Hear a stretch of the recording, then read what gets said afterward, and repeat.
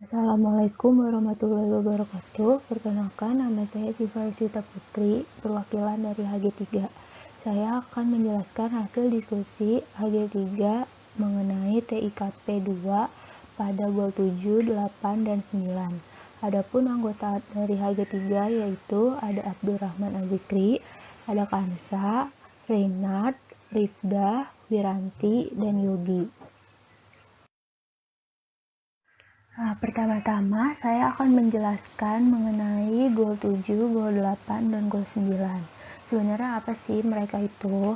Goal 7 adalah affordable and clean energy atau energi yang terjangkau dan bersih.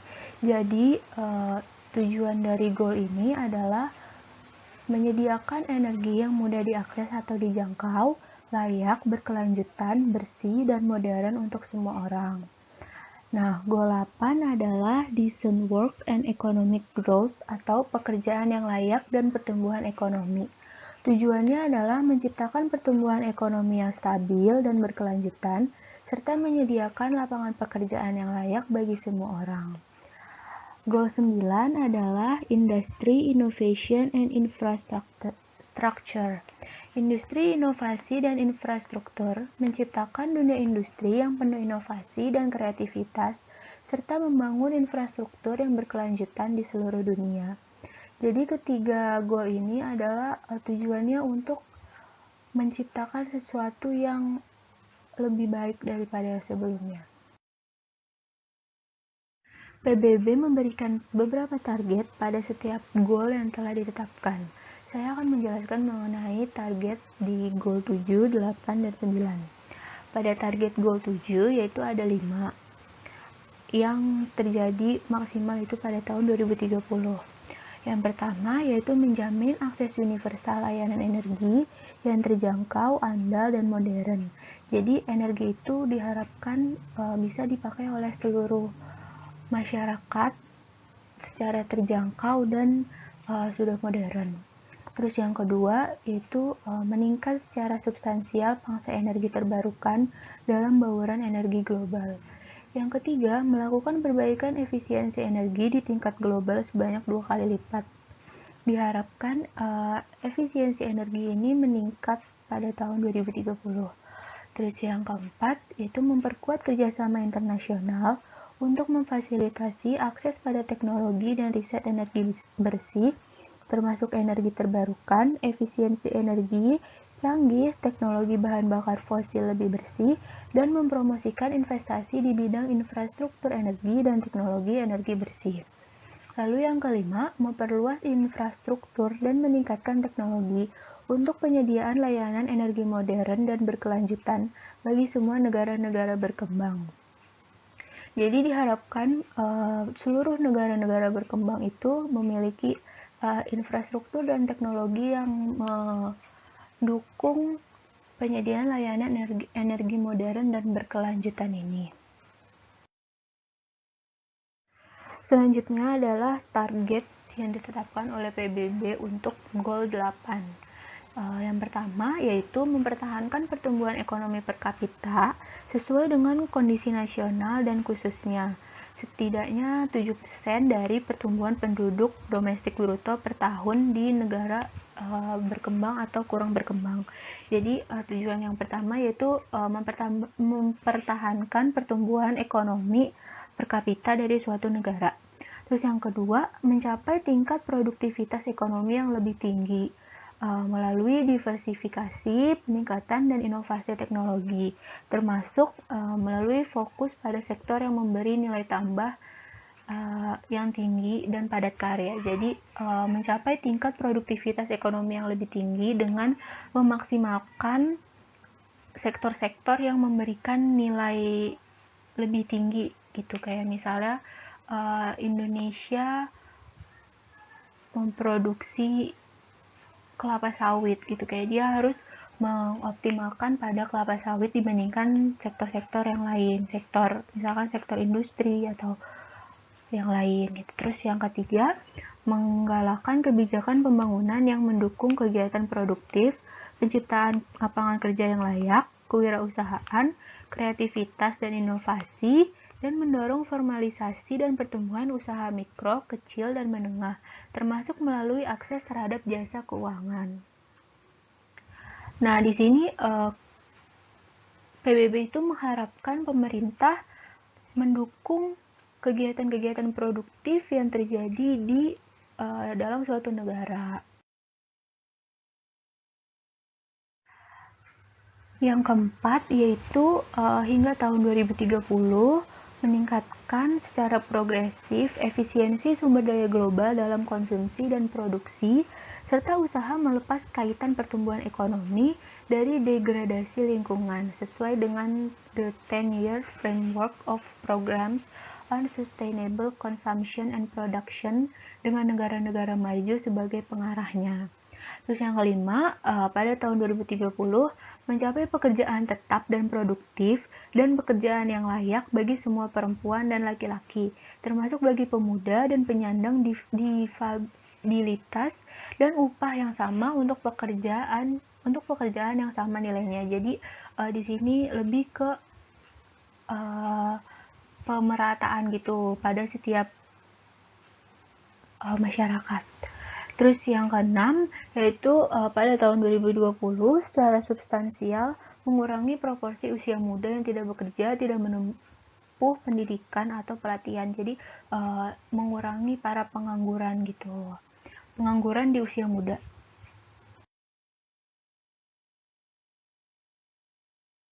Lalu yang ketujuh, mengambil tindakan cepat untuk memberantas kerja paksa, mengakhiri perbudakan dan penjualan manusia, mengamankan larangan, dan penghapusan bentuk terburuk tenaga kerja anak, termasuk di dalamnya itu perekrutan dan penggunaan tentara anak-anak, dan pada tahun 2025 diharapkan untuk mengakhiri tenaga kerja anak dalam setiap bentuknya. Jadi diusahakan untuk tidak ada lagi yang namanya menggunakan tenaga kerja anak-anak di bawah umur. Terus yang ke-8, melindungi hak-hak tenaga kerja dan mempromosikan lingkungan kerja yang aman dan terjamin bagi semua pekerja, termasuk pekerja migran, khususnya pekerja migran perempuan dan mereka yang bekerja dalam pekerjaan berbahaya. Yang ke-9, pada tahun 2030 menyusun dan melaksanakan kebijakan untuk mempromosikan pariwisata berkelanjutan yang menciptakan lapangan kerja dan mempromosikan budaya dan produk-produk lokal. Jadi diharapkan pariwisata-pariwisata yang ada di suatu negara itu dapat membantu perkembangan negara tersebut, kayak membantu mempromosikan budaya-budaya dan produk-produk lokal yang ada di dalam suatu negara sehingga dapat membantu meningkatkan perekonomian suatu negara juga.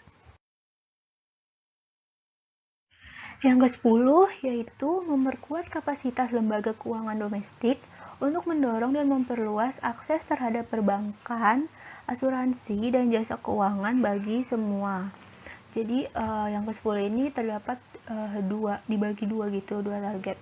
Yang pertama yaitu meningkatkan bantuan untuk mendukung perdagangan bagi negara berkembang, terutama negara kurang berkembang, termasuk melalui the Enhanced Integrated Framework for Trade-Related Technical Assistance bagi negara-negara yang kurang berkembang. Terus yang kedua, pada tahun 2020 mengembangkan dan mengoperasionalkan strategi global untuk ketenaga kerjaan pemuda dan menerapkan the Global Jobs Pact of the International Labour Organization. Lalu ada goal terakhir yaitu goal 9 yang memiliki beberapa target. Yang pertama yaitu mengembangkan infrastruktur yang berkualitas, andal, berkelanjutan, dan tangguh, termasuk infrastruktur regional dan lintas batas untuk mendukung pembangunan ekonomi dan kesejahteraan manusia dengan fokus pada akses yang terjangkau dan merata bagi semua. Terus yang kedua, mempromosikan industrialisasi inklusif dan berkelanjutan, dan pada tahun 2030 secara signifikan meningkatkan proporsi industri dalam lapangan kerja dan produk domestik bruto sejalan dengan kondisi nasional dan meningkatkan 2 kali lipat proporsinya di negara kurang berkembang.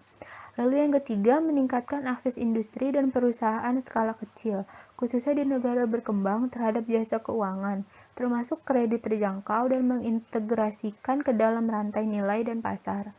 Yang keempat, pada tahun 2030, meningkatkan infrastruktur dan retrofit industri agar dapat berkelanjutan dengan meningkatkan efisiensi penggunaan sumber daya dan adopsi yang lebih baik dari teknologi dan proses industri bersih dan ramah lingkungan yang dilaksanakan semua negara sesuai kemampuannya masing-masing. Lalu yang kelima adalah memperkuat riset ilmiah, meningkatkan kapabilitas teknologi sektor industri di semua negara, terutama negara-negara berkembang, termasuk pada tahun 2030, mendorong inovasi dan secara substansial meningkatkan jumlah pekerja penelitian dan pengembangan per 1 juta orang, dan meningkatkan pembelanjaan publik dan swasta untuk penelitian dan pengembangan. Nah, dari target kelima ini terdapat 3 cabang, yaitu yang pertama, memfasilitasi pembangunan infrastruktur yang berkelanjutan dan tangguh di negara berkembang melalui peningkatan keuangan, teknologi, dan dukungan teknis bagi negara-negara di Afrika, negara-negara kurang berkembang, negara-negara berkembang terkurung daratan, dan negara-negara pulau kecil. Lalu yang kedua, mendukung pengembangan teknologi domestik, riset, dan inovasi di negara-negara berkembang, termasuk dengan memastikan lingkungan kebijakan yang kondusif, antara lain yaitu untuk diversifikasi industri dan peningkatan nilai tambah komoditas. Yang ketiga, secara signifikan meningkatkan akses terhadap teknologi informasi dan komunikasi dan mengusahakan penyediaan akses universal dan terjangkau internet di negara-negara kurang berkembang pada tahun 2020. Terdapat beberapa program-program nyata yang telah dilakukan oleh pemerintah untuk mencapai target pada goal nomor 7, 8, dan 9. Pada goal nomor 7, yaitu energi bersih dan terjangkau, pemerintah daerah Kota Prambu Muli pada tahun 2010 melakukan terobosan membangun instalasi jaringan gas kota. Pemerintah menyisihkan anggaran sebesar 3 miliar dari APBD kota untuk menjalankan program gas rumah tangga ini. Program ini dilatar belakangi adanya krisis energi yang terjadi pada tahun 2007 sampai 2008. Krisis ini terjadi pada saat pemerintah menarik minyak tanah bersubsidi dan terjadi kelangkaan pada tabung gas LPG di kalangan masyarakat. Lalu pada goal 8 yaitu pekerjaan layak dan pertumbuhan ekonomi. Pemerintah Kabupaten dan DPRD Kabupaten Bojonegoro kembali menerbitkan peraturan daerah terkait pengelolaan migas yang diistilahkan sebagai dana abadi. Peraturan ini disusun pada tahun 2016. Dana abadi mulai dianggarkan pada tahun ini sebesar 100 miliar. Dana abadi ini berasal dari dua sumber utama, yaitu dana bagi hasil dan bunga penyertaan saham atau participating interest. Dengan dana ini, diharapkan Kabupaten Bojonegoro dapat memperbaiki dan menambah infrastruktur pendidikan secara bertahap. Selain diinvestasikan di sektor keuangan, dana abadi migas akan dibelanjakan untuk pembangunan kualitas manusia di Kabupaten Bojonegoro. Lalu pada goal 9 yaitu pengembangan infrastruktur. Terdapat beberapa usulan dari indikator oleh pemerintah, diantaranya yaitu proporsi penduduk yang berlangganan internet di antara 100.000 penduduk. Ini berarti akses internet ini lebih luas dan terjangkau bagi semua penduduk di semua kalangan. Selanjutnya, saya akan membahas mengenai penggunaan ICT atau Information Communication and Technology pada goal 8. Sebenarnya apa sih ICT itu? Jadi ICT itu pada dasarnya penggunaan atau pemanfaatan teknologi pada sistem informasi dan komunikasi gitu. Jadi ICT ini mendukung goal-goal yang telah ditetapkan ini untuk direalisasikan gitu. Nah, kami akan membahas mengenai suatu program yaitu yang bernama Kerjabilitas. Jadi Kerjabilitas ini dibuat oleh Saujana Indonesia. Sasarannya yaitu para pekerja disabilitas. Jadi apa sih kerjabilitas itu? Kerjabilitas itu merupakan suatu platform pencari kerja bagi penyandang disabilitas yang juga menyediakan konten-konten pembelajaran untuk meningkatkan soft skill para pekerja disabilitas ini sehingga dapat membantunya mencari pekerjaan. Jadi dia kan dengan pembelajaran ini dia akan meningkatkan kemampuan kerja mereka. Jadi lebih mudahlah untuk mendapatkan pekerjaan. Nah, tipe-tipe proyeknya itu mencakup ada program, ada publikasi, ada inisiatif, ada pelatihan, ada situs web, dan ada basis data. Nah, sebenarnya tujuan dari kerjabilitas ini apa sih? Kerjabilitas ini bertujuan untuk mengatasi masalah pengangguran yang diciptakan oleh disabilitas. Jadi pengangguran yang disabilitas ini mencapai 76% populasi usia kerja atau setara dengan 7,7 juta orang di Indonesia. Jadi diharapkan dengan kerjabilitas ini para penyandang disabilitas itu bisa mendapatkan pekerjaan yang layak. Nah, jadi program kerjabilitas ini memiliki efektivitas, kelebihan, dan kekurangan seperti program-program lainnya. Nah, menurut kami, efektivitas dari program ini itu masih bisa ditingkatkan lagi agar dapat mencapai sasaran.